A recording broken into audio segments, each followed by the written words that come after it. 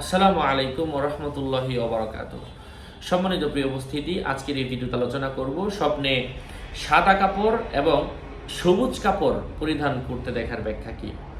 সাদা এটাও ভালো, সবুজ এটাও ভালো, তবে এই বিষয়গুলো নিয়ে আজকে একটু বিস্তর আলোচনা করব এই ভিডিওতে। আলোচনা বুঝতে এর সাথেই থাকবেন। যারা এখনও চ্যানেলটি সাবস্ক্রাইব করেননি, ভেরিফাই চ্যানেলের ডিসক্রিপশন বক্সে ক্লিক করলে আমার পেজ এবং আইডি আসবে। এটা ছাড়া আলাদা অন্য কোনো পেজ নেই, আইডি নেই, ইমো নেই, হোয়াটসঅ্যাপ নেই, টিকটক নেই। নাম ছবি দেখে বিভ্রান্ত হওয়া যাবে না।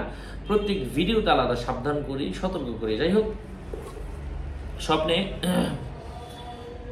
সাদা কাপড় পরিধান করতে অভ্যস্ত হওয়া, এটা ভাগ, এটা দেখার অর্থ হচ্ছে দুনিয়াবি কল্যাণের ইশারা।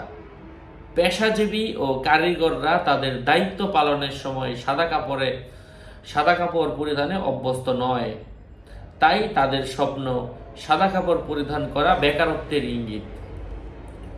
যদি কোনো ব্যক্তি সবুজ কাপড় পরিধান করতে দেখে, তাহলে তা সকলের জন্যই শক্তি, দিন, ধর্ম ও দীর্ঘ ইবাদতের সুযোগ লাভের ইশারা। পাশাপাশি আল্লাহর কাছে উত্তম প্রশংসার যোগ্য ব্যক্তি হওয়ার পূর্বাভাস রয়েছে, কারণ এটা জান্নাতীদের পোশাক। সবুজ পোশাক জান্নাতীদের পোশাক।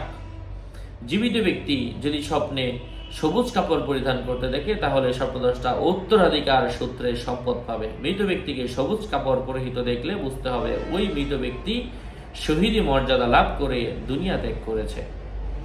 এই জন্য সবুজ কাপড় এটা অবশ্যই ভালো। সাদা এটাও কারো কারো মতে মনের আশা পূরণ হওয়ার আলামত এবং কখনো কখনো দুনিয়াবি কল্যাণের আলামত। যাই হোক, আশা করছি বুঝতে পেরেছেন। আরও আপডেট পেতে সাথেই থাকবেন।